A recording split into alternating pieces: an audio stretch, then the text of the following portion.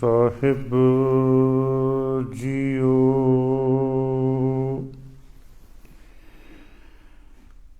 ਤੂੰ ਚੌ ਸਚਨ ਮਹਿੰਡਿਆ,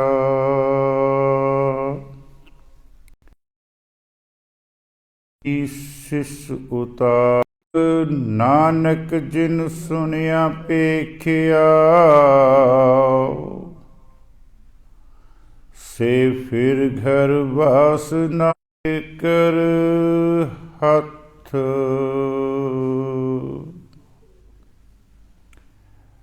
परम सत्कार योग, परम सम्मान योग, चवर छतर तख्त दे मालिक, वालिए कुल आलम, मुजस्मे आबे हयात, बानी दे बोहित, शब्दा अवतार, धन धन गुरु ग्रंथ साहिब जी महाराज,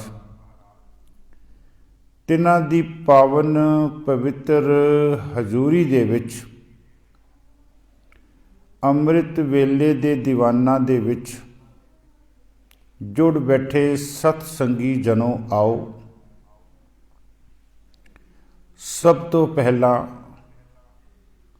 सरबंस दानी, ਅੰਮ੍ਰਿਤ ਦੇ ਦਾਤੇ, ਕਲਗੀਆਂ ਵਾਲੇ, ਪੁੱਤਰਾਂ ਦੇ ਦਾਨੀ ਧੰਨ ਧੰਨ ਗੁਰੂ ਗੋਬਿੰਦ ਸਿੰਘ ਜੀ ਮਹਾਰਾਜ, ਤਿਨਾਂ ਵੱਲੋਂ ਬਖਸ਼ਿਸ਼ ਫਤਿਹ ਦੇ ਨਾਲ ਰਲ ਮਿਲ ਕੇ ਸਾਂਝ ਪਾਈਏ ਜੀ। ਵਾਹਿਗੁਰੂ ਜੀ ਕਾ ਖਾਲਸਾ, ਵਾਹਿਗੁਰੂ ਜੀ ਕੀ ਫਤਿਹ। ਸਤ ਸੰਗਤ ਜੀ, ਅੱਜ ਤੋਂ ਆਪਾਂ ਰਲ ਮਿਲ ਕੇ ਧੰਨ ਧੰਨ ਗੁਰੂ ਨਾਨਕ ਦੇਵ ਜੀ ਮਹਾਰਾਜ, ਤਿਨਾਂ ਦੀ ਸ਼ਾਹਕਾਰ ਰਚਨਾ, ਉਹ ਰਚਨਾ ਜੋ ਹਰ ਗੁਰਦੁਆਰੇ ਦੇ ਵਿੱਚ ਅੰਮ੍ਰਿਤ ਵੇਲੇ ਸਭ ਤੋਂ ਪਹਿਲਾਂ ਬਾਣੀ ਪੜ੍ਹੀ ਜਾਂਦੀ ਹੈ, ਜਿਸ ਨੂੰ ਅਸੀਂ ਬੜੇ ਸਤਿਕਾਰ ਦੇ ਨਾਲ ਜਪਜੀ ਸਾਹਿਬ ਵੀ ਕਹਿੰਦੇ ਹਾਂ। ਜਦੋਂ ਅਸੀਂ ਧੰਨ ਧੰਨ ਗੁਰੂ ਗ੍ਰੰਥ ਸਾਹਿਬ ਜੀ ਮਹਾਰਾਜ ਦੇ ਦਰਸ਼ਨ ਕਰਦੇ ਹਾਂ ਤੇ ਗੁਰੂ ਗ੍ਰੰਥ ਸਾਹਿਬ ਜੀ ਮਹਾਰਾਜ ਦਾ ਜੋ ਪਹਿਲਾ ਅੰਗ ਹੈ, ਉਸ ਅੰਗ ਦੇ ਉੱਪਰ ਜੋ ਇਸ ਬਾਣੀ ਦਾ ਸਿਰਲੇਖ ਹੈ ਉਹ ਜਪ ਹੈ। ਲੇਕਿਨ ਅਸੀਂ ਸਤਿਕਾਰ ਦੇ ਨਾਲ ਜਪਜੀ ਸਾਹਿਬ ਕਹਿੰਦੇ ਹਾਂ। ਇਸੇ ਤਰ੍ਹਾਂ ਸੁਖਮਨੀ ਸਾਹਿਬ ਦੀ ਬਾਣੀ, ਉਹਦਾ ਵੀ ਜਿਹੜਾ ਸਿਰਲੇਖ ਹੈ ਉਹ ਸੁਖਮਨੀ ਸਾਹਿਬ ਨਹੀਂ ਹੈ, ਉਹ ਸਿਰਲੇਖ ਹੈ ਗੌੜੀ ਸੁਖਮਨੀ ਮਹੱਲਾ ਪੰਜਵਾਂ। ਸਾਹਿਬ ਸ਼ਬਦ ਅਸੀਂ ਸਤਿਕਾਰ ਦੇ ਨਾਲ ਲਗਾਉਂਦੇ ਹਾਂ। ਉਸ ਤੋਂ ਉਪਰੰਤ ਅਸੀਂ ਸ਼ਾਮ ਨੂੰ, ਰਾਤ ਨੂੰ ਸੌਣ ਲੱਗਿਆਂ ਬਾਣੀ ਪੜ੍ਹਦੇ ਹਾਂ। ਉਹਦਾ ਨਾਮ ਹੈ ਕੀਰਤਨ ਸੋਹਿਲਾ। ਕੀਰਤਨ ਸ਼ਬਦ ਉਹਦੇ ਨਾਲ ਇਸ ਕਰਕੇ ਲੱਗਿਆ ਕਿਉਂਕਿ ਪੁਰਾਤਨ ਸਮੇਂ ਦੇ ਵਿੱਚ ਇਸ ਬਾਣੀ ਦਾ ਪਾਠ ਕੀਰਤਨ ਦੇ ਰੂਪ ਦੇ ਵਿੱਚ ਕੀਤਾ ਜਾਂਦਾ ਸੀ। ਲੇਕਿਨ ਗੁਰੂ ਗ੍ਰੰਥ ਸਾਹਿਬ ਜੀ ਮਹਾਰਾਜ ਦੇ ਵਿੱਚ ਇਹਦਾ ਜਿਹੜਾ ਸਿਰਲੇਖ ਹੈ ਉਹ ਹੈ ਸੋਹਿਲਾ। ਸੋ ਮੇਰੇ ਕਹਿਣ ਤੋਂ ਭਾਵ ਕਿ ਅਸੀਂ ਜਿਹੜਾ ਸ਼ਬਦ ਸਾਹਿਬ ਵਰਤਦੇ ਹਾਂ ਉਹ ਇੱਕ ਸਤਿਕਾਰ ਦੇ ਵਜੋਂ ਹੈ, ਅਤੇ ਵੈਸੇ ਵੀ ਸਿੱਖ ਦਾ ਫਰਜ਼ ਹੈ ਕਿ ਗੁਰੂ ਗ੍ਰੰਥ ਸਾਹਿਬ ਜੀ ਮਹਾਰਾਜ ਦੀ ਕੱਲੀ ਕੱਲੀ ਬਾਣੀ ਔਰ ਸੰਪੂਰਨ ਗੁਰੂ ਗ੍ਰੰਥ ਸਾਹਿਬ ਜੀ ਨੂੰ ਸਤਿਕਾਰ ਦੇਣਾ ਇੱਕ ਸਿੱਖ ਦਾ ਫਰਜ਼ ਹੈ। ਜਪਜੀ ਸਾਹਿਬ ਦੀ ਬਾਣੀ ਇਹ ਉਹ ਬਾਣੀ ਹੈ। ਇਹਦੇ ਨਾਲ ਕੁਛ ਮੈਂ ਆਪ ਜੀ ਦੇ ਨਾਲ ਸ਼ੁਰੂਆਤ ਦੇ ਵਿੱਚ ਇਤਿਹਾਸ ਦੀਆਂ ਗੱਲਾਂ ਦੀ ਸਾਂਝ ਪਾਵਾਂਗਾ। ਜਦੋਂ ਬਾਬਾ ਬੁੱਢਾ ਸਾਹਿਬ ਜੀ ਦਾ ਆਖਰੀ ਸਮਾਂ ਆਇਆ ਤੇ ਉਹਨਾਂ ਨੇ ਧੰਨ ਧੰਨ ਗੁਰੂ ਹਰਗੋਬਿੰਦ ਸਾਹਿਬ ਜੀ ਦੇ ਸਮੇਂ ਉਹਨਾਂ ਦੇ ਸਾਹਮਣੇ ਬੈਠ ਕੇ ਜਿਹੜੀ ਬਾਣੀ ਉਚਾਰੀ ਸੀ ਉਹਦਾ ਨਾਮ ਸੀਗਾ ਜਪਜੀ ਸਾਹਿਬ। ਜਦੋਂ ਉਹਨਾਂ ਨੇ ਸ਼ਲੋਕ ਪੜ੍ਹਿਆ, ਪਵਨ ਗੁਰੂ ਪਾਣੀ ਪਿਤਾ ਮਾਤਾ ਧਰਤ ਮਹੱਤ, ਪੜ੍ਹਦਿਆਂ ਜਦੋਂ ਪਹੁੰਚੇ ਆ ਜਿਨੀ ਨਾਮ ਧਿਆਇਆ ਗਏ ਮਸਕਤ ਘਾਲ, ਨਾਨਕ ਤੇ ਮੁਖ ਉਜਲੇ ਕੀਤੀ ਛੁੱਟੀ ਨਾਲ। ਇਹਨਾਂ ਪੰਕਤੀਆਂ ਦੇ ਨਾਲ ਉਹਨਾਂ ਨੇ ਆਖਰੀ ਸਵਾਸ ਲਿਆ ਔਰ ਧੰਨ ਧੰਨ ਗੁਰੂ ਹਰਗੋਬਿੰਦ ਸਾਹਿਬ ਜੀ ਦੇ ਗੋਦੀ ਦੇ ਵਿੱਚ ਉਹਨਾਂ ਨੇ ਆਪਣਾ ਸੀਸ ਜਿਹੜਾ ਸੀ ਉਹ ਰੱਖ ਦਿੱਤਾ।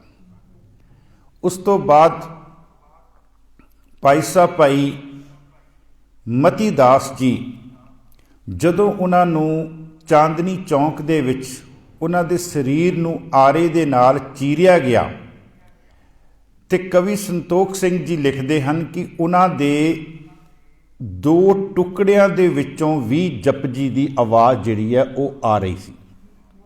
ਔਰ ਇਸ ਨੂੰ ਕਵੀ ਸੰਤੋਖ ਸਿੰਘ ਜੀ ਲਿਖਦੇ, ਅਰਦੋ ਉਰਦ ਚਰਾਏ ਡਾਰਾ ਪਰਿਓ ਪ੍ਰਿਥਵੀ ਪਰ ਹੋਵੈ ਦੋਏ ਫਾਰਾ, ਦੋਨੋਂ ਤਨ ਤੇ ਜਪਜੀ ਪਰੇ ਹੇਰਤ ਸਭ ਕੋ ਅਚਰਜ ਕਰੇ। ਹੇਰਤ ਸਭ ਕੋ ਅਚਰਜ ਕਰੇ। ਜਿਹੜਾ ਵੀ ਦੇਖਦਾ ਸੀ ਨਾ ਉਹ ਬੜਾ ਹੈਰਾਨ ਹੋ ਰਿਹਾ ਸੀਗਾ ਕਿ ਭਾਈ ਮਤੀ ਦਾਸ ਜੀ ਦੇ ਸਰੀਰ ਦੇ ਵਿੱਚੋਂ ਦੋ ਟੁਕੜੇ ਤਾਂ ਹੋ ਗਏ ਆ ਲੇਕਿਨ ਉਹਨਾਂ ਦੇ ਵਿੱਚੋਂ ਆਵਾਜ਼ ਆ ਰਹੀ ਸੀ ਜਪਜੀ ਸਾਹਿਬ ਦੀ। ਗੁਰੂ ਤੇਗ ਬਹਾਦਰ ਜੀ ਮਹਾਰਾਜ ਜਦੋਂ ਉਹਨਾਂ ਨੇ ਆਪਣਾ ਸੀਸ ਦੇਣਾ ਸੀ ਤੇ ਉਹਨਾਂ ਨੇ ਜਲਾਦ ਨੂੰ ਕਿਹਾ ਕਿ ਸਭ ਤੋਂ ਪਹਿਲਾਂ ਮੈਂ ਇਸ਼ਨਾਨ ਕਰਾਂਗਾ, ਇਸ਼ਨਾਨ ਕਰਨ ਤੋਂ ਬਾਅਦ ਜਪਜੀ ਸਾਹਿਬ ਦਾ ਪਾਠ ਕਰਾਂਗਾ। ਜਦੋਂ ਮੈਂ ਪਾਠ ਕਰਦਿਆਂ ਮੇਰਾ ਸੀਸ ਜਿਹੜਾ ਉਹ ਪਰਮਾਤਮਾ ਦੇ ਵਿੱਚ ਝੁਕ ਜਾਵੇ, ਸੀਸ ਮੇਰਾ ਝੁਕ ਜਾਵੇ, ਉਦੋਂ ਤੂੰ ਆਪਣੀ ਜਿਹੜੀ ਤਲਵਾਰ ਹੈ ਉਹ ਚਲਾ ਦੇਣੀ ਹੈ। ਭਾਈ ਸਾਹਿਬ ਭਾਈ ਮਨੀ ਸਿੰਘ ਜੀ ਨੇ ਜਦੋਂ ਉਹਨਾਂ ਦੇ ਬੰਦ ਕੱਟੇ ਗਏ ਤੇ ਸਾਡਾ ਇਤਿਹਾਸ ਦੱਸਦਾ ਕਿ ਭਾਈ ਸਾਹਿਬ ਭਾਈ ਮਨੀ ਸਿੰਘ ਜੀ ਨੇ ਜਦੋਂ ਜਲਾਦ ਨੂੰ ਕਿਹਾ, ਕਹਿੰਦੇ ਤੂੰ ਆਪਣਾ ਕੰਮ ਕਰ ਤੇ ਮੈਨੂੰ ਆਪਣਾ ਕੰਮ ਕਰਨ ਦੇ। ਉਹ ਭਾਈ ਮਨੀ ਸਿੰਘ ਦਾ ਕੰਮ ਕੀ ਸੀ? ਭਾਈ ਮਨੀ ਸਿੰਘ ਜੀ ਨੇ ਜਪਜੀ ਸਾਹਿਬ ਦਾ ਪਾਠ ਸ਼ੁਰੂ ਕੀਤਾ। ਮੈਂ ਬੇਨਤੀ ਕਰਨਾ ਚਾਹੁੰਦਾ, ਗੁਰੂ ਹਰਗੋਬਿੰਦ ਸਾਹਿਬ ਜੀ ਮਹਾਰਾਜ ਨੇ ਜਪਜੀ ਸਾਹਿਬ ਦੇ ਅਰਥ ਕੀਤੇ ਹਨ ਜਦੋਂ ਉਹ ਕਸ਼ਮੀਰ ਦੀ ਧਰਤੀ ਵੱਲ ਜਾ ਰਹੇ ਸਨ। ਗੁਰੂ ਹਰਗੋਬਿੰਦ ਸਾਹਿਬ ਜੀ ਨੇ ਜਪਜੀ ਸਾਹਿਬ ਦੇ ਅਰਥ ਕੀਤੇ ਹਨ ਜਦੋਂ ਉਹ ਕਸ਼ਮੀਰ ਦੀ ਧਰਤੀ ਦੇ ਵੱਲ ਚੱਲੇ ਸਨ। ਜਿੱਥੇ ਜਿੱਥੇ ਉਹਨਾਂ ਦਾ ਰਸਤੇ ਦੇ ਵਿੱਚ ਪੜਾਅ ਹੁੰਦਾ ਸੀ ਉੱਥੇ ਮਹਾਰਾਜ ਜਪਜੀ ਸਾਹਿਬ ਦੇ ਅਰਥ ਜਿਹੜੇ ਆ ਉਹ ਕਰਿਆ ਕਰਦੇ ਸਨ। ਤੇ ਵਿਦਵਾਨ ਜਿਹੜੇ ਹਨ ਉਹ ਲਿਖਦੇ ਹਨ, ਬੜੇ ਪਿਆਰੇ ਉਹਨਾਂ ਦੇ ਵਚਨ ਹਨ ਵਿਦਵਾਨ ਦੇ। ਇੱਕ ਨਾ ਕਵੀ ਸੰਤੋਖ ਸਿੰਘ ਜੀ ਦਾ ਗ੍ਰੰਥ ਹੈ ਗਰਭ ਗੰਜਨੀ। ਉਸ ਗਰਭ ਗੰਜਨੀ ਜਿਹੜਾ ਸੀਗਾ ਉਹ ਸਿਰਫ ਉਹਨਾਂ ਨੇ ਜਪਜੀ ਸਾਹਿਬ ਦੀ ਜਿਹੜੀ ਵਿਆਖਿਆ ਸੀ ਉਹਦੇ ਵਿੱਚ ਉਹਨਾਂ ਨੇ ਵਾਰਤਕ ਤੇ ਉਹਨਾਂ ਨੇ ਜਿਹੜਾ ਕਾਵਕ ਰੂਪ ਹੈ ਉਹਦੇ ਵਿੱਚ ਉਹਨਾਂ ਨੇ ਕੀਤੀ ਹੈ। ਉਹਦੇ ਵਿੱਚ ਦੋ ਚਾਰ ਬਚਨ ਜਪਜੀ ਸਾਹਿਬ ਦੇ ਬਾਰੇ ਕਵੀ ਸੰਤੋਖ ਸਿੰਘ ਜੀ ਦੀ ਜਿਹੜੀ ਸ਼ਰਧਾ ਹੈ, ਭਾਵਨਾ ਹੈ, ਉਹ ਲਿਖਦੇ ਹਨ। ਉਹ ਕਹਿੰਦੇ ਹਨ, ਠੰਡੇ ਪਾਣੀ ਜੋ ਨਹਿ ਨਹਾਵੇ, ਜਿਹੜਾ ਅੰਮ੍ਰਿਤ ਵੇਲੇ ਉੱਠ ਕੇ ਇਸ਼ਨਾਨ ਨਹੀਂ ਕਰਦਾ, ਠੰਡੇ ਪਾਣੀ ਜੋ ਨਹਿ ਨਹਾਵੇ, ਬਿਨ ਜਪ ਪੜੇ ਪ੍ਰਸਾਦ ਜੋ ਖਾਵੇ। ਜਿੰਨੀ ਦੇਰ ਤੱਕ ਅੰਮ੍ਰਿਤ ਵੇਲੇ ਉਹਦੀ ਜ਼ੁਬਾਨ ਦੇ ਉੱਪਰ ਪਹਿਲਾਂ ਜਪਜੀ ਸਾਹਿਬ ਦਾ ਪਾਠ ਨਹੀਂ ਆ ਰਿਹਾ ਤੇ ਪਾਠ ਆਉਣ ਤੋਂ ਪਹਿਲਾਂ ਜਿਹੜਾ ਪ੍ਰਸਾਦ ਖਾ ਲੈਂਦਾ ਹੈ, ਛਕ ਲੈਂਦਾ ਹੈ, ਕੁਛ ਮੂੰਹ ਦੇ ਵਿੱਚ ਨਿਗਲ ਲੈਂਦਾ ਹੈ। ਭਾਈ ਸਾਹਿਬ ਜੀ ਫਰਮਾਉਂਦੇ ਹਨ, ਠੰਡੇ ਪਾਣੀ ਜੋ ਨਹਿ ਨਹਾਵੇ, ਬਿਨ ਜਪ ਪੜੇ ਪ੍ਰਸਾਦ ਜੋ ਖਾਵੇ, ਬਿਨ ਰਹਿ ਰਾਸ ਸਮਾਂ ਜੋ ਖੋਵੇ। ਸ਼ਾਮ ਨੂੰ ਰਹਿਰਾਸ ਕਰਨ ਤੋਂ ਬਗੈਰ ਜਿਹੜਾ ਸਮਾਂ ਆਪਣਾ ਗਵਾ ਦਿੰਦਾ ਹੈ। ਕੀਰਤਨ ਪੜੇ ਬਿਨਾ ਜੋ ਸੋਵੇ। ਦੇਖੋ ਜਿਹੜਾ ਕੀਰਤਨ ਸੋਹਲੇ ਦੀ ਬਾਣੀ ਹੈ ਨਾ, ਇਹ ਸਾਡੀ ਮਰਿਆਦਾ ਕਹਿੰਦੀ ਹੈ ਕਿ ਇਹ ਤੂੰ ਉਦੋਂ ਪੜ੍ਹਨੀ ਹੈ ਜਦੋਂ ਤੂੰ ਆਪਣੇ ਬੈੱਡ ਤੇ ਚਲਾ ਗਿਆ, ਜਦੋਂ ਤੇਰੀ ਸੌਣ ਦੀ ਤਿਆਰੀ ਹੈ, ਤੂੰ ਉਦੋਂ ਕੀਰਤਨ ਸੋਹਿਲਾ ਜਿਹੜਾ ਉਹ ਪੜ੍ਹਨਾ ਹੈ। ਵੈਸੇ ਇਹਦੀ ਵੀ ਪੜ੍ਹਨ ਦੀ ਮਰਿਆਦਾ ਹੈ, ਉਹ ਕਿਤੇ ਆਪਾਂ ਫੇਰ ਦੇਖਾਂਗੇ। ਭਾਈ ਸਾਹਿਬ ਕਹਿੰਦੇ ਹਨ, ਕੀਰਤਨ ਪੜ੍ਹੇ ਬਿਨਾ ਜੋ ਸੋਵੈ, ਚੁਗਲੀ ਕਰ ਜੋ ਕਾਜ ਬਿਗਾੜੇ। ਇਹ ਸਾਰੇ ਕੰਮ ਉੱਪਰਲੇ ਨਹੀਂ ਕਰਦਾ ਤੇ ਚੁਗਲੀਆਂ ਕਰਦਾ। ਤੇ ਭਾਈ ਸਾਹਿਬ ਜੀ ਫਰਮਾਉਂਦੇ ਹਨ, ਤ੍ਰਿਗ ਤਿਸ ਜਨਮ ਕੋ ਧਰਮ ਵਿਸਾਰੇ। ਕਹਿੰਦੇ ਐਸੇ ਜਨਮ ਲੈਣ ਦਾ ਕਹਿੰਦੇ ਕੀ ਫਾਇਦਾ। ਕਹਿੰਦੇ ਤ੍ਰਿਗ ਹੈ, ਤ੍ਰਿਗ ਦਾ ਅੱਖਰੀ ਅਰਥ ਕਰਦੇ ਹਾਂ ਕਿਸੇ ਨੂੰ 100 ਵਾਰੀ ਲਾਹਣਤਾਂ ਪਾ ਕੇ ਤੇ ਉਹਦੀ ਇੱਕ ਵਾਰ ਗਿਣਤੀ ਕਰਨੀ। ਤ੍ਰਿਗ। ਫਿਰ ਦੁਬਾਰਾ ਮੈਂ ਉਹ ਸ਼ਬਦ ਲਵਾਂ, ਉਹਨਾਂ ਦੀਆਂ ਪੰਕਤੀਆਂ, ਉਹਨਾਂ ਦੀ ਰਚਨਾ ਭਾਈ ਸਾਹਿਬ ਭਾਈ ਕਵੀ ਸੰਤੋਖ ਸਿੰਘ ਜੀ।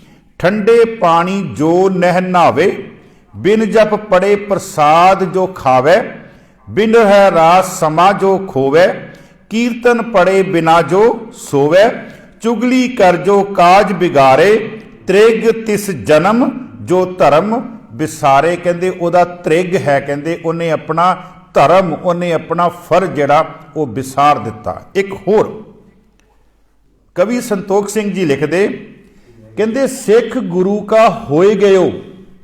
ਆਪਣੇ ਆਪ ਨੂੰ ਕਹਿੰਦਾ ਮੈਂ ਗੁਰੂ ਨਾਨਕ ਦਾ ਸਿੱਖ ਹਾਂ, ਗੁਰੂ ਨਾਨਕ ਦੇ ਘਰ ਵਿੱਚ ਮੈਂ ਪੈਦਾ ਹੋਇਆ ਹਾਂ। ਸਿੱਖ ਗੁਰੂ ਕਾ ਹੋਏ ਗਇਓ, ਜਪਜੀ ਕੰਠ ਨਾ ਕੀਨ। ਜਪਜੀ ਨਹੀਂ ਉਹਨੇ ਕਹਿੰਦੇ ਕੰਠ ਕੀਤਾ, ਸਾਰੀ ਉਮਰ ਲੰਘ ਗਈ ਉਹਦੀ। ਅਖਬਾਰਾਂ ਦੀਆਂ ਕੱਲੀਆਂ ਕੱਲੀਆਂ ਪੰਕਤੀਆਂ ਪੜ੍ਹ ਦਿੱਤੀਆਂ, ਖਬਰਾਂ ਨੂੰ ਕੱਲੀਆਂ ਕੱਲੀਆਂ ਪੜ੍ਹ ਕੇ ਉਹਨੇ ਆਪਣੇ ਹਿਰਦੇ ਵਿੱਚ ਵਸਾ ਲਈਆਂ, ਪਰ ਜਪਜੀ ਉਹਨੇ ਨਹੀਂ ਕਹਿੰਦੇ ਕੰਠ ਕੀਤਾ। ਕਹਿੰਦੇ ਸਿੱਖ ਗੁਰੂ ਕਾ ਹੋਏ ਗਇਓ, ਜਪਜੀ ਕੰਠ ਨਾ ਕੀਨ। ਫਿਰ ਅੱਗੇ ਕਹਿੰਦੇ ਤੰਦੁਲ ਬਿਨ ਤੁਖ ਕਿਹੇ ਕਾਮ। ਤੰਦੁਲ ਦਾ ਅਖਰੀ ਅਰਥ ਕੀ ਹੈ ਜੀ? ਚੌਲ। ਚੌਲ ਦੇ ਆਸੇ ਪਾਸੇ ਤੁਖ ਹੁੰਦਾ, ਤੁਖ ਜਿਹਨੂੰ ਆਪਾਂ ਕਹਿ ਲਈਏ ਜਿਹਦੇ ਵਿੱਚ ਚੌਲ ਲਪੇਟਿਆ ਹੁੰਦਾ। ਕਹਿੰਦੇ ਜਦੋਂ ਅਸੀਂ ਚੌਲ ਕਹਿੰਦੇ ਇੱਕ ਪਾਸੇ ਕਰ ਲੈਂਦੇ ਆ, ਉਹ ਜਿਹੜੀ ਫੱਕ ਬਚਦੀ ਆ ਉਹਦਾ ਕਹਿੰਦੇ ਕੀ ਕੰਮ ਹੈ, ਉਹ ਅਸੀਂ ਕਹਿੰਦੇ ਸੁੱਟ ਦਿੰਦੇ ਆ। ਇਸੇ ਤਰ੍ਹਾਂ ਕਹਿੰਦੇ ਸਿੱਖ ਦੀ ਜ਼ਿੰਦਗੀ ਹੈ, ਜਿਹਨੇ ਆਪਣੀ ਜ਼ਿੰਦਗੀ ਦੇ ਵਿੱਚ ਜਪਜੀ ਕੰਠ ਨਹੀਂ ਕੀਤਾ, ਉਹਦੀ ਜ਼ਿੰਦਗੀ, ਉਹਦਾ ਜੀਵਨ ਉਹ ਉਸ ਫੱਕ ਦੀ ਨਿਆਈ ਹੈ, ਜਿਸ ਫੱਕ ਦੇ ਵਿੱਚੋਂ ਚੌਲਾਂ ਦੇ ਦਾਣੇ ਵੱਖਰੇ ਕਰ ਲਏ ਤੇ ਉਹ ਫੱਕ ਜਿਹੜੀ ਹੈ ਉਹਦਾ ਵਿਅਰਥ ਹੈ, ਉਹਦਾ ਕੋਈ ਕੰਮ ਨਹੀਂ ਹੈ। ਇਹ ਭਾਈ ਕਵੀ ਸੰਤੋਖ ਸਿੰਘ ਜੀ ਸਿੱਖ ਨੂੰ ਇੱਕ ਠੋਕਰ ਮਾਰਦੇ ਪਏ ਹੈ ਕਿ ਜਪਜੀ ਜਿਹੜਾ ਕੰਠ ਕਰਨਾ ਹਰ ਸਿੱਖ ਦਾ ਫਰਜ਼ ਹੈ। ਭਾਈ ਸਾਹਿਬ ਫਰਮਾਉਂਦੇ, ਸਿੱਖ ਗੁਰੂ ਕਾ ਹੋਏ ਗਇਓ, ਜਪਜੀ ਕੰਠ ਨਾ ਕੀਨ, ਤੰਦੁਲ ਬਿਨ ਤੁਖ ਕਾਮ ਕਹਿ, ਤੈਸੇ ਸਿੱਖ ਕੋ ਚੀਨ, ਤੈਸੇ ਸਿੱਖ ਕੋ ਚੀਨ। ਇਸ ਤਰ੍ਹਾਂ ਕਹਿੰਦੇ ਸਿੱਖ ਨੂੰ ਕਹਿੰਦੇ ਸਮਝੋ ਵੀ ਜਿੱਦਾਂ ਉਹਨੇ ਕਹਿੰਦੇ ਉਹਦੇ ਹਾਲਾਤ ਕੀ ਹੈ, ਉਹਦੀ ਜ਼ਿੰਦਗੀ ਕੀ ਹੈ। ਜਿਸ ਤਰ੍ਹਾਂ ਚੌਲ ਵੱਖਰੇ ਕਰ ਲਏ ਤੇ ਫੱਕ ਜਿਹੜੀ ਹੈ ਉਹ ਵੱਖਰੀ ਹੈ, ਉਹ ਫੱਕ ਦੀ ਕਹਿੰਦੇ ਕੋਈ ਵੀ ਅਹਿਮੀਅਤ ਨਹੀਂ ਹੈ। ਦੂਸਰਾ ਬਚਨ ਜੀ ਸਾਡੇ ਰਹਿਤਨਾਮਿਆਂ ਦੇ ਵਿੱਚ ਹੈ ਜੀ।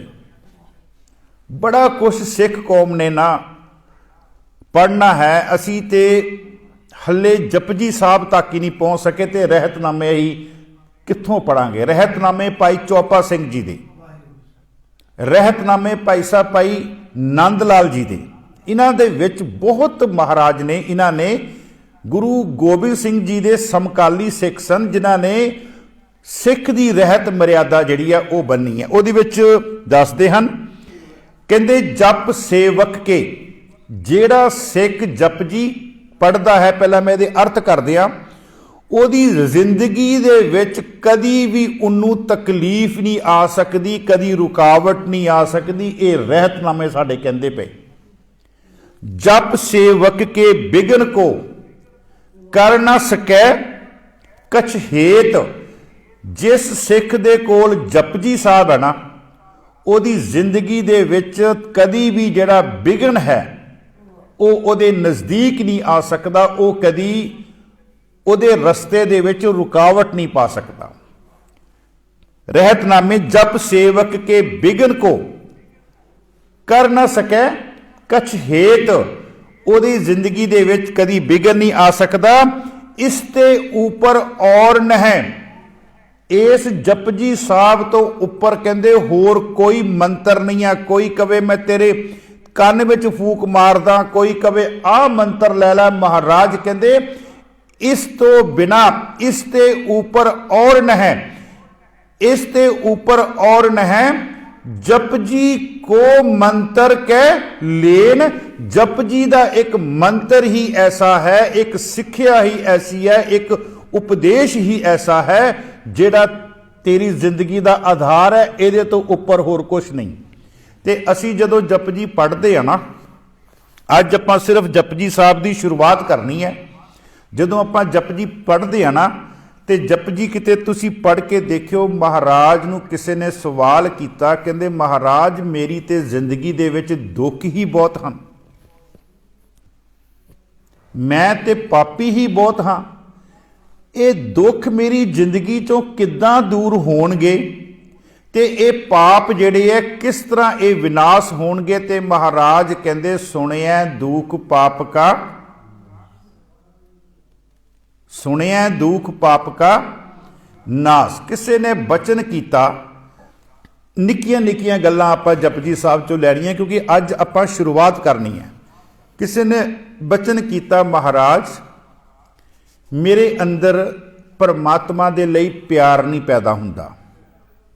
ते उत्थे फिर गुरु नानक देव जी जवाब दिंदे है, सुनिया पहला सुन, फिर कहते जो सुनिया तो उन्होंने आपां मनना भी है।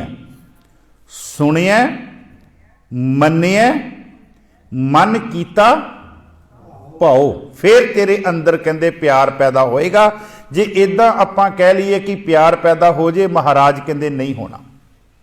सुनिया मन्निया मन कीता भाओ, तेरे अंदर कहते प्यार पैदा हो जाएगा। गुरु नानक साहिब जी दसदे हन, साचा साहिब साच नाए भाखिया भौ अपार। उस परमात्मा नूं मिलन दा तरीका की है? वो जिहड़ा सच्चा परमात्मा है, जिहदा न्याय भी सच्चा है। साचा साहिब साच नाई, इत्थे नाई दा अखरी अर्थ ना न्याय भी कीता है, ते इहदा नाई दा अखरी अर्थ उहदा नाम भी कीता। महाराज दोनों अर्थ कीते हैं। साचा साहिब साच नाई, ਉਹਨੂੰ ਮਿਲਣਾ ਕਿੱਦਾਂ? ਭਾਖਿਆ, ਭਾਖਿਆ ਦਾ ਅਖਰੀ ਅਰਥ ਹੈ ਬੋਲੀ। ਤੇਰੀ ਬੋਲੀ ਕਿੱਦਾਂ ਦੀ ਹੋਵੇ? ਭਾਖਿਆ ਭਉ, ਉਹਦੇ ਵਿੱਚ ਕਹਿੰਦੇ ਪਿਆਰ ਹੋਵੇ ਤੇ ਪਿਆਰ ਇੰਨਾ ਹੋਵੇ ਅਪਾਰ, ਉਸ ਪਿਆਰ ਦਾ ਪਾਰਲਾ ਬੰਨਾ ਕਹਿੰਦੇ ਨਾ ਹੋਵੇ। ਇੱਕ ਪਿਆਰ ਹੁੰਦਾ ਜਿਹੜਾ ਸੀਮਤ ਹੈ, ਮਹਾਰਾਜ ਕਹਿੰਦੇ ਇੰਨਾ ਪਿਆਰ ਹੋਵੇ ਕਿ ਉਸ ਪਿਆਰ ਦਾ ਕਹਿੰਦੇ ਪਾਰਲਾ ਬੰਨਾ ਨਾ ਹੋਵੇ।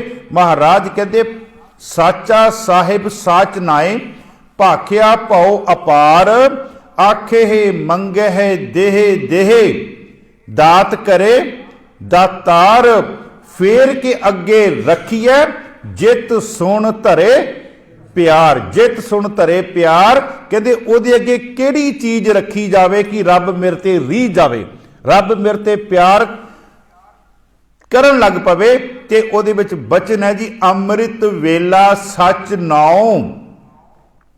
अमृत वेला, अमृत वेला सांभ कहते। और मैं एक बेनती कर दिया, अमृत वेला जिहड़ा शब्द है ना, ये सिर्फ धन धन गुरु नानक देव जी महाराज ने ही वरते अपनी बाणी विच सब तो पहला।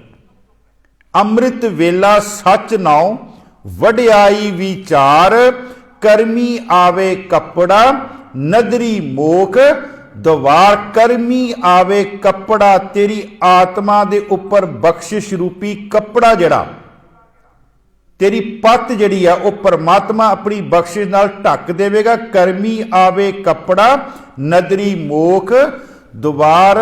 प्रोफैसर पूਰਨ ਸਿੰਘ पता की लिखते इस बाणी बारे, कहते मैं जदों ये बाणी पढ़दा ना तो मैनू इस तरह महसूस हुंदा कि ਇਹਦੇ ਵਿੱਚ ਧੰਨ ਧੰਨ ਗੁਰੂ ਨਾਨਕ ਦੇਵ ਜੀ ਮਹਾਰਾਜ ਨੇ ਆਪਣਾ ਜੀਵਨ ਹੀ ਕਹਿੰਦੇ ਰੱਖ ਦਿੱਤਾ। ਔਰ ਜਦੋਂ ਮੈਂ ਕਹਿੰਦੇ ਅੰਮ੍ਰਿਤ ਵੇਲੇ ਉੱਠ ਕੇ, ਇਹ ਪ੍ਰੋਫੈਸਰ ਪੂਰਨ ਸਿੰਘ ਦੇ ਅੰਦਰ ਦੀ ਸ਼ਰਧਾ ਹੈ, ਭਾਵਨਾ ਹੈ ਜਪਜੀ ਬਾਰੇ। ਕਹਿੰਦੇ ਮੈਂ ਜਦੋਂ ਜਪਜੀ ਪੜ੍ਹਦਾ ਨਾ ਤੇ ਮੈਨੂੰ ਇਦਾਂ ਲੱਗਦਾ ਕਿ ਗੁਰੂ ਨਾਨਕ ਦੇਵ ਜੀ ਇਸ ਬਾਣੀ ਦੇ ਵਿੱਚ ਹਾਜ਼ਰ ਬੈਠੇ ਹਨ, ਹਾਜ਼ਰ ਬੈਠੇ ਹਨ। ਤੇ ਮੈਂ ਜਦੋਂ ਮੇਰੇ ਆਪਣੀ ਵਿਚਾਰਧਾਰਾ ਕੀ ਹੈ ਜਪਜੀ ਦੇ ਬਾਰੇ, ਜਪਜੀ ਇੱਕ ਐਸੀ ਰਚਨਾ ਹੈ ਜਿਹੜੀ ਤੁਹਾਡੇ ਅੰਦਰ ਸਚਿਆਰ ਬਣਨ ਦੇ ਲਈ ਇੱਕ ਪਿਆਰ ਪੈਦਾ ਕਰਦੀ ਹੈ ਤੇ ਪਰਮਾਤਮਾ ਦੀ ਬਖਸ਼ਿਸ਼ ਦੇ ਨਾਲ ਤੂੰ ਸੱਚਖੰਡ ਦਾ ਵਾਸੀ ਹੁੰਨਾ ਹੈ। ਤੇ ਜਦੋਂ ਸੱਚਖੰਡ ਵਿੱਚ ਪਹੁੰਚਦਾ ਹੈ ਤੇ ਕਈਆਂ ਦੀ ਬੰਦ ਖਲਾਸੀ ਤੂੰ ਨਾਲ ਕਰਵਾ ਦਿੰਦਾ ਹੈ। ਕਿਉਂਕਿ ਅਸੀਂ ਪਹਿਲੀ ਪੌੜੀ ਤੇ ਵਿਚਾਰ ਕਰਾਂਗੇ ਕਿਵ ਸਚਿਆਰਾ ਹੋਈ ਹੈ, ਕਿਵ ਕੂੜੇ ਟੁੱਟੇ ਪਾਲ। ਸਚਿਆਰ ਬਣਨਾ, ਸਚਿਆਰ ਬਣਨਾ, ਸਚਿਆਰ ਬਣਨ ਦੇ ਲਈ ਅੰਦਰ ਪਿਆਰ ਪੈਦਾ ਹੋਣਾ। ਇਹ ਪਿਆਰ ਜਿਹੜਾ ਹੈ ਤੈਨੂੰ ਸੱਚਖੰਡ ਤੱਕ ਪਹੁੰਚਾ ਦੇਵੇਗਾ ਤੇ ਜਦੋਂ ਸੱਚਖੰਡ ਵਿੱਚ ਪਹੁੰਚੇਗਾ ਤੇ ਕਈਆਂ ਦੀ ਬੰਦ ਖਲਾਸੀ ਉਹ ਤੂੰ ਕਰਵਾ ਕੇ ਇਸ ਜਹਾਨ ਤੋਂ ਜਿਹੜਾ ਉਹ ਜਾਵੇਂਗਾ। ਸੋ ਜਪਜੀ ਸਾਹਿਬ, ਜਪ ਕਹਿ ਲਈਏ, ਜਪਜੀ ਸਾਹਿਬ ਕਹਿ ਲਈਏ। ਤੁਸੀਂ ਦੇਖੋ ਗੁਰੂ ਗ੍ਰੰਥ ਸਾਹਿਬ ਜੀ ਮਹਾਰਾਜ ਦੇ ਸਭ ਤੋਂ ਪਹਿਲੇ ਇੱਕ ਨੰਬਰ ਜਿਹੜਾ ਪਹਿਲਾ ਅੰਗ ਹੈ ਉਹਦੇ ਤੇ ਹੈ। ਦੂਸਰੀ ਗੱਲ, ਪਹਿਲੇ ਅੰਗ ਤੇ ਇੱਕ ਦੀ ਗਿਣਤੀ ਨਹੀਂ ਹੈ ਜੀ। ਗੁਰੂ ਗ੍ਰੰਥ ਸਾਹਿਬ ਜਿਹੜਾ ਪਹਿਲਾ ਅੰਗ ਹੈ ਉਹ ਤੇ ਗਿਣਤੀ ਨਹੀਂ ਹੈ। ਗੁਰੂ ਗ੍ਰੰਥ ਸਾਹਿਬ ਦੀ ਗਿਣਤੀ 2 ਤੋਂ ਸ਼ੁਰੂ ਹੋ ਰਹੀ ਹੈ, ਅਗਲੇ ਅੰਗ ਤੋਂ ਸ਼ੁਰੂ ਹੋ ਰਹੀ ਹੈ। ਪਹਿਲੇ ਅੰਗ ਤੇ ਕੋਈ ਗਿਣਤੀ ਨਹੀਂ ਪਾਈ। ਗਿਣਤੀ ਤਾਂ ਨਹੀਂ ਪਾਈ ਕਿਉਂਕਿ ਗੁਰੂ ਨਾਨਕ ਦੇਵ ਜੀ ਨੇ ਇੱਥੇ ਇੱਕ ਲਿਖ ਦਿੱਤਾ ਜਪਜੀ ਦੀ ਸ਼ੁਰੂਆਤ ਕਰਨ ਤੋਂ ਪਹਿਲਾਂ। ਦੂਸਰੀ ਬੇਨਤੀ ਹੋਰ, ਮੈਂ ਇਹ ਇੱਕ ਦੇ ਵੱਲ ਜਾਣ ਤੋਂ ਪਹਿਲਾਂ ਮੈਂ ਇੱਕ ਬੇਨਤੀ ਹੋਰ ਕਰ ਜਿਆ। ਜਪਜੀ ਸਾਹਿਬ ਅੰਮ੍ਰਿਤ ਵੇਲੇ ਪੜ੍ਹਨ ਦੀ ਮਰਿਆਦਾ ਇਹ ਗੁਰੂ ਨਾਨਕ ਦੇਵ ਜੀ ਨੇ ਕਰਤਾਰਪੁਰ ਦੀ ਧਰਤੀ ਤੇ ਬੰਨੀ। ਇਹ ਗੁਰੂ ਨਾਨਕ ਦੇਵ ਜੀ ਦੀ ਮਰਿਆਦਾ ਭਾਈ ਗੁਰਦਾਸ ਜੀ ਫਰਮਾਉਂਦੇ ਆ, ਸੋਦਰ ਆਰਤੀ ਗਾਵੀਐ। ਸੋਦਰ ਦਾ ਪਾਠ ਤੇ ਆਰਤੀ ਦੇ ਸ਼ਬਦ। ਆਰਤੀ ਦੇ ਸ਼ਬਦ 3 ਸ਼ਬਦ ਜੀ ਆਰਤੀ ਦੇ ਸੀ ਉਸ ਸਮੇਂ ਜਦੋਂ ਗੁਰੂ ਨਾਨਕ ਦੇਵ ਜੀ ਮਹਾਰਾਜ ਦਾ ਸਮਾਂ ਸੀ। ਹੁਣ ਸ਼ਬਦ 5 ਹੈ ਕਿਉਂਕਿ ਚੌਥਾ ਸ਼ਬਦ ਹੈਗਾ ਗੁਰੂ ਰਾਮਦਾਸ ਜੀ ਮਹਾਰਾਜ ਦਾ ਤੇ 5ਵਾਂ ਸ਼ਬਦ ਹੈਗਾ ਗੁਰੂ ਅਰਜੁਨ ਦੇਵ ਜੀ ਮਹਾਰਾਜ ਦਾ। ਤੇ ਪਹਿਲੇ 3 ਸ਼ਬਦ ਜਿਹੜੇ ਉਹ ਆਰਤੀ ਦੇ ਸੀਗੇ ਗੁਰੂ ਨਾਨਕ ਦੇਵ ਜੀ ਦੇ। ਜੈਕਰ ਕੀਰਤ ਆਖੀਐ। ਦੂਸਰਾ ਸ਼ਬਦ ਸੀ 6 ਘਰ 6 ਗੁਰ 6 ਉਪਦੇਸ਼ ਤੇ ਤੀਸਰਾ ਸ਼ਬਦ ਸੀ ਗगन ਮੈਂ ਥਾਲ ਰਬ ਚੰਦ ਦੀਪਕ ਬਣੋ। 3 ਸ਼ਬਦ, ਇੱਕ ਤਿੰਨੋਂ ਸ਼ਬਦ ਗੁਰੂ ਨਾਨਕ ਦੇਵ ਜੀ ਦੇ। ਤੇ ਮਹਾਰਾਜ ਫਰਮਾਉਂਦੇ, ਭਾਈ ਗੁਰਦਾਸ ਜੀ ਫਰਮਾਉਂਦੇ, ਮਰਿਆਦਾ ਸਾਡੀ ਅੰਮ੍ਰਿਤ ਵੇਲੇ ਜਪਜੀ ਸਾਹਿਬ ਪੜ੍ਹਨ ਦੀ ਜਿਹੜੀ ਰੱਖੀ ਹੈ ਉਹ ਗੁਰੂ ਨਾਨਕ ਦੇਵ ਜੀ ਰੱਖੀ ਹੈ। ਮਹਾਰਾਜ ਫਰਮਾਉਂਦੇ ਭਾਈ ਗੁਰਦਾਸ ਜੀ, ਸੋਦਰ ਆਰਤੀ ਗਾਵੀਐ ਅੰਮ੍ਰਿਤ ਵੇਲੇ ਜਾਪ ਉਚਾਰਾ।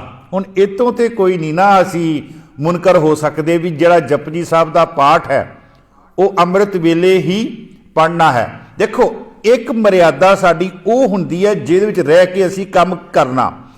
ਇੱਕ ਅਸੀਂ ਆਪਣੇ ਨਿੱਜੀ ਤੌਰ ਤੇ ਜਦੋਂ ਅਸੀਂ ਜਪਜੀ ਸਾਹਿਬ ਕਰਨਾ, ਭਾਵੇਂ ਤੁਸੀਂ ਇੱਕ ਦਿਨ ਦੇ 100 ਕਰੋ, ਫਿਰ ਉੱਥੇ ਸਮੇਂ ਦੀ ਗੱਲ ਨਹੀਂ, ਪਰੰਤੂ ਜਿਹੜੀ ਸਾਡੀ ਮਰਿਆਦਾ ਹੈ ਇੱਕ ਜਪਜੀ ਸਾਹਿਬ ਜਿਹੜਾ ਕਰਨਾ ਉਹ ਅਸੀਂ ਅੰਮ੍ਰਿਤ ਵੇਲੇ ਕਰਨਾ।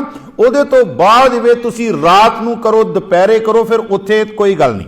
ਸੋਦਰ ਆਰਤੀ ਗਾਵੀਐ ਅੰਮ੍ਰਿਤ ਵੇਲੇ ਜਾਪ ਉਚਾਰਾ। ਜਪਜੀ ਸਾਹਿਬ ਦੀ ਸ਼ੁਰੂਆਤ ਮਹਾਰਾਜ ਕਰਦੇ ਆ ਜੀ ਇੱਕ ਓੰਕਾਰ। ਇਸ ਸ਼ਬਦ ਨੂੰ ਸੁਣਿਓ। ਜਦੋਂ ਅਸੀਂ ਇਹਦਾ ਉਚਾਰਨ ਕਰਨਾ ਨਾ, ਇਹਦਾ ਉਚਾਰਨ ਅਸੀਂ ਕਰਨਾ ਜੀ 3 ਹਿੱਸਿਆਂ ਦੇ ਵਿੱਚ।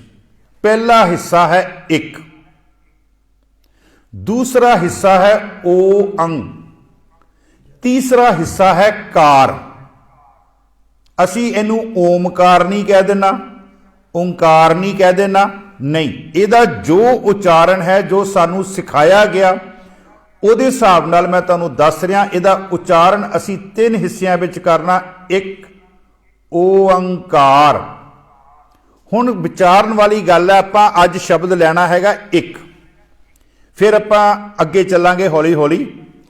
क्योंकि मैं पहला ही भाई साहब नूं बेनती कर चुका कि मैं ਇਹਦੀ विचार अपने हिसाब ਦੇ ਨਾਲ करनी आ, हौली हौली करनी, कोई सानू काहली नहीं है भी असी अगली सकरांत तक जपजी साहब कंप्लीट होवे। ते मेरी भी बेनती है कि मैनू समय विच ना बन्निओ, क्योंकि जपजी साहब दे जो वख-वख विद्वानां ने उन्हां दी विचारधारा मैं तकरीबन ज़्यादा नहीं तो 5 तो 7 सटीक जिहड़े आ वो मेरे कोल विद्वानां दे पे है, जिन्हां तो मैं आप जी दे लई उन्हां दे विचों हीरे ते मोती जिहड़े आ वो इकट्ठे करके आप जी लई रखे हैं, आप जी नूं परोसन वास्ते। एक शब्द विचार वाली गल है कि जिहड़ा एक शब्द गुरु नानक देव जी ने पाया वो गिनतीवाचक पाया, दूसरा नहीं पाया। दूसरे भी शब्द आ रहे हैं, ईडी नूं बिहारी ते कक्का एक, फिर एक रूप हो रहा ईडी नूं बिहारी ते कक्के नूं बिहारी, दूसरा आ रहा ईडी नूं बिहारी ते कक्के दे पैर विच औंकड़। 3 रूप एक दे गुरु ग्रंथ साहब च आ रहे हैं। ये जिहड़ा रूप है, चौथा रूप जिहड़ा अपने सामने है जपजी साहिब दा, ये है संख्यावाचक, जिन्हों आपां कह लीए गिनतीवाचक, जिन्हों आपां कह लीए गिणितवाचक। ये महाराज ने एक क्यों पाया ते जिहड़े ईड़ी नूं सिहारी ते कक्का वो क्यों नहीं पाया, जबकि अगे सारे शब्द हैं। गिनती इत्थे एक महाराज ने क्यों पाई? महाराज ने गिनती पहली गल कि जिहड़ा वो ईड़ी नूं बिहारी ते कक्का है, कक्के दे पैर च औंकड़ है, उस एक दा अखरी अर्थ हुंदा जी एक वचन। जिहड़ा ईड़ी नूं बिहारी ते कक्के नूं बिहारी एक पाया उहदा मतलब है बहुवचन। जदों असीं बहुतियां दी गल करी ना, कहना एक ही आपां, बोलना एक ही है, लेकिन उहदे अर्थ बदल जाने हैं। सो इसे तरह धन धन गुरु ग्रंथ साहब जी महाराज विच ना होर भी बहुत ऐसे शब्द हैं जिन्हां दा उच्चारण एक ही है, लेकिन उन्हां दे अर्थ जिहड़े आ प्रकरण दे हिसाब नाल बदलदे। मैं आप जी नूं एक दो उदाहरणां दियां। जिद्दां असीं शब्द पढ़दे हां जी अमृत, अमृत शब्द एक असी शब्द पढ़ते हैं, अमृत नाम निधान है मिल पीवो भाई। उत्थे अमृत शब्द नाम वास्ते आया। एक होर मैं आप जी नूं प्रमाण दिया, इस काया अंदर 5 चोर वसे, काम क्रोध लोभ मोह अंकारा अमृत लूटे। हुण इत्थे अमृत का मतलब की है? इत्थे अमृत का अखरी अर्थ है दैवी गुण। जिहड़े साडे अंदर दैवी गुण है, सत संतोख धर्म दया ते धीरज, ये 5 दैवी गुण हैं। सो कहण तो भाव खुंज दा अमृत शब्द है, अमृत काया रहे सुखाली, उथे काया नूं भी अमृत कहा गया। सो अमृत शब्द का उच्चारण अमृत ही है, लेकिन उहदे अर्थ जिहड़े आ वो वखरे वखरे प्रकरण के हिसाब नाल उहदे अर्थ जिहड़े आ वो वखरे वखरे आ रहे हैं। सो इत्थे मैं बेनती कर रहा सी, ईड़ी नूं सिहारी, ईड़ी नूं बिहारी ते सिहारी ते कक्का, कक्के दे पैर च औंकड़ जिहड़ा वो है एक वचन वास्ते। जिहड़ा ईड़ी नूं बिहारी ते कक्के नूं बिहारी सिहारी है, दोनों लगियां सिहारियां ईड़ी ते कक्के नूं, उहदा आखरी अर्थ है बहुवचन। जिहड़ा दूसरा एक है वो है गिनतीवाचक। सो गुरु नानक देव जी ने ये जिहड़ा शब्दां वाला एक तां नहीं लिया, क्योंकि गुरु नानक देव जी नूं पता सी मेरे तो बाद बड़े बड़े विद्वान पैदा होने, उन्होंने ईड़ी के अर्थ कुछ होर कर जाने हैं ते कक्के के अर्थ होर कर जाने। इसलिए गुरु नानक देव जी जिहड़ा एक पाया ना, वो एक पाया है गिनतीवाचक। ये एक जिहड़ा है ये एक आ बदल है। इस एक नूं तुसीं हिंदुस्तान च लै जाओ, इस एक नूं हिंदुस्तान तो बाहर लै जाओ, इन्हें एक ही रहना है। मेरी गल समझ गए ना? इन्हें चाहे असी अमेरिका की एक धरती ते चले जाइए, उत्थे भी एक ने एक ही रहना है। नंबर एक, ये जिहड़ा एक है ये आ बदल है, इहदा ये बदलदा नहीं है। दूसरा, इस एक दे करके ही एकता है। इस एक दे ये एक ही जिहड़ा अखंड है, इसनूं कोई तोड़ नहीं सकता, ये अखंड है। इसलिए महाराज ने जिहड़ा एक ना वो महाराज ने गिनतीवाचक पाया। अगे चलिए आपां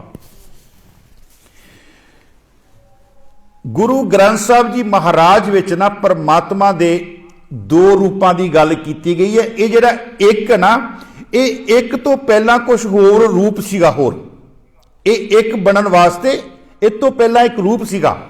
वो मैं आप जी के सामने शब्द रखा सी, शब्द पढ़ते हैं सरगुण, निर्गुण, निरंकार।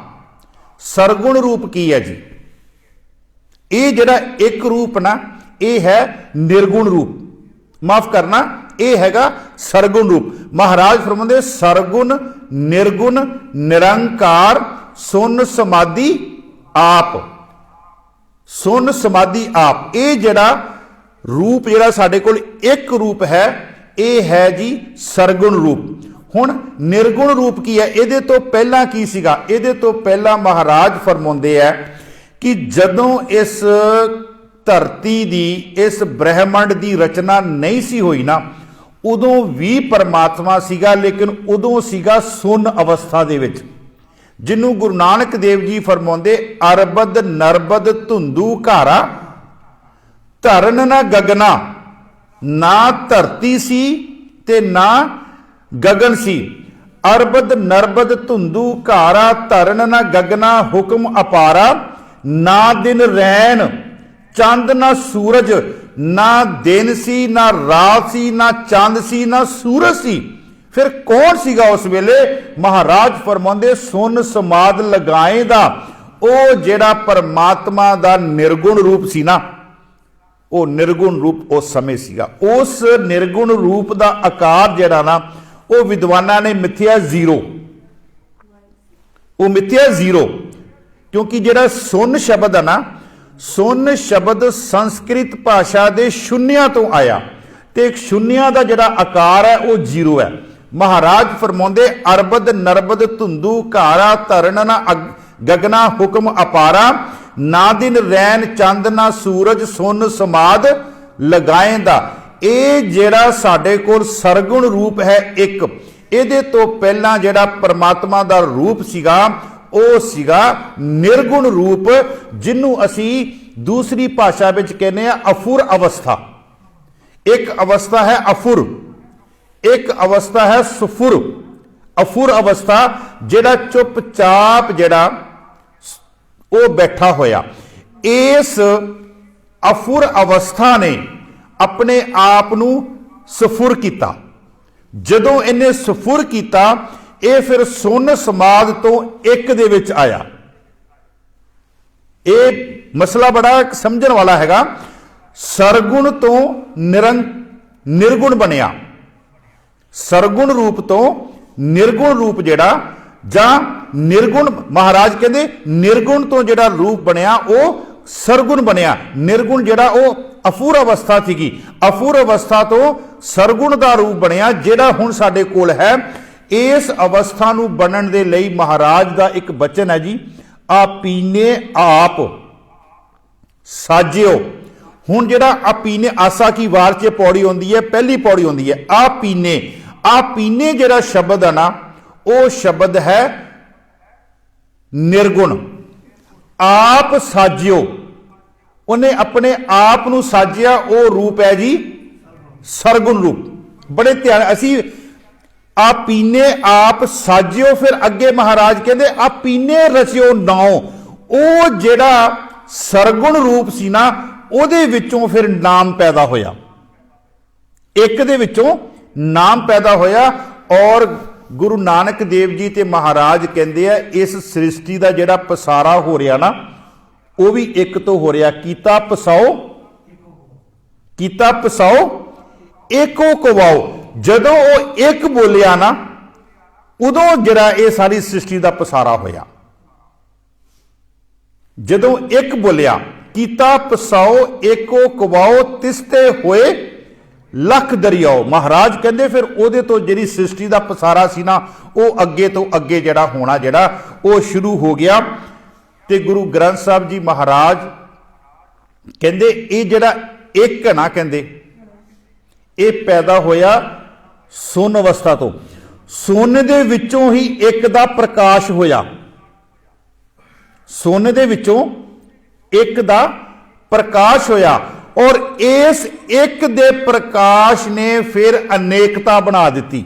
जिन्हों गुरु गोबिंद सिंह जी कहते एक है अनेक है, और इस अनेकता दे विचों ही जदों परमात्मा की मर्जी आनी है उन्हें फिर एक विच आ जाना। एक है अनेक है फिर एक है, जिन्हों असी चौपाई साहब च पढ़ते हैं, जब उद करख करा कर तारा।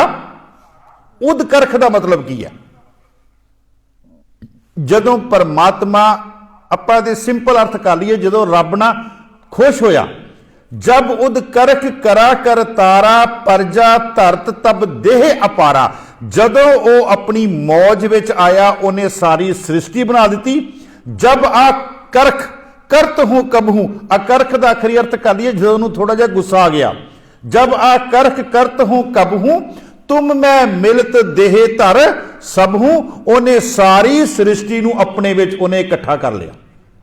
ये गुरु गोबिंद सिंह जी महाराज कह रहे हैं, जब उद करख करा कर तारा परजा धरत तब देह अपारा। फिर महाराज कहते, गुरु गोबिंद सिंह की रचना लड़िए खोर, प्रणवो आद एकंकारा। प्रणवो आद एकंकारा जल थल महियल कियो पसारा। कहते परमात्मा ने एक तो ही ये सारी सृष्टि जिहड़ी है वो बना दी। परमात्मा आप एक दे विच उन्हें अपनी सृष्टि जिहड़ी है एक तो ही जिहड़ी सारी है वो बना दी। ते गुरु गोबिंद सिंह जी महाराज कहते एक है अनेक है फिर एक है। एक तो ही सारा अनेकता बनी है, और अनेकता दे विच वो एक जिहड़ा आप बैठा होया, वो एक तो अनेकता तो दूर नहीं है, वो एक दे अनेकता दे विच ही बचिया होया, जिन्हों असीं कहने हैं। अगे जाके आपां लवांगे शब्द, जो शब्द आएगा ना करता पुरख, जिहड़े पुरख दे खखे थले औंकड़ है ना, वो सानू ये दस रहा कि वो अपनी रचना बना के ते रचना तो अलग नहीं है, वो रचना दे विच ही है।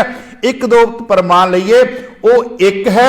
महाराज फरमाउंदे गुरु ग्रंथ साहिब, साहिब मेरा एको है भाई एको है। जपो तो एको नामा, उत्थे भी एक दी गल है। अवर निराफल कामा, महाराज एक दे उपर जोर दिंदी है। फिर महाराज फरमाउंदे एकम एकंकार निराला अमर अजोनी जात ना जाला। महाराज कहते वो एक ही है, कहते इस सृष्टि दे विच एक ही है। हुण महाराज ने ये होर कारण हन कि महाराज ने ओंकार दे अगे एक क्यों लाया। इहदी आपां विचार जिहड़ी है वो कल दे दीवाना विच करांगे। बेनती है, गुरु नानक देव जी महाराज दी शाहकार रचना जपजी साहिब, घट्टो घट ये बाणी जिहड़ी है ना, ये सिख दी रसना दे उपर उन्नू कंठ होनी चाहिए। और इस तरह चले जिस तरह असी एक स्टील का गिलास लैके उस पानी पा के ते पानी पीने ना, वो पानी जिहड़ा एक रस साडे अंदर जा रहा, इस तरह उहदी रसना दे उपर ये बाणी जिहड़ी, क्योंकि पानी नू दंदां दी कोई लोड़ नहीं, ना चबान की लोड़ ना कुछ, पानी अपने आप तुहाडे अंदर जा रहा बिना मेहनत कीतियां। इस तरीके दे नाल जिहड़ी जपजी ना वो सिख दी रसना दी उपर आनी चाहिए है। दूसरी बेनती, अज अपना पहला दीवान सी, कोशिश करियो भी आपां होर संगतां नूं प्रेरीए तां जो होर संगत जिहड़ियां वो लाहा लै सकन। एक तो अगे आपां चलांगे ओंकार, कल दे दीवाना दे विच आपां ओंकार दी जिहड़ी विचार है वो करांगे। इन्नियां को बेनतियां प्रवान करनियां, होइयां भुल्लां चुका खिमा करनियां। वाहिगुरू जी का खालसा, वाहिगुरू जी की फतेह।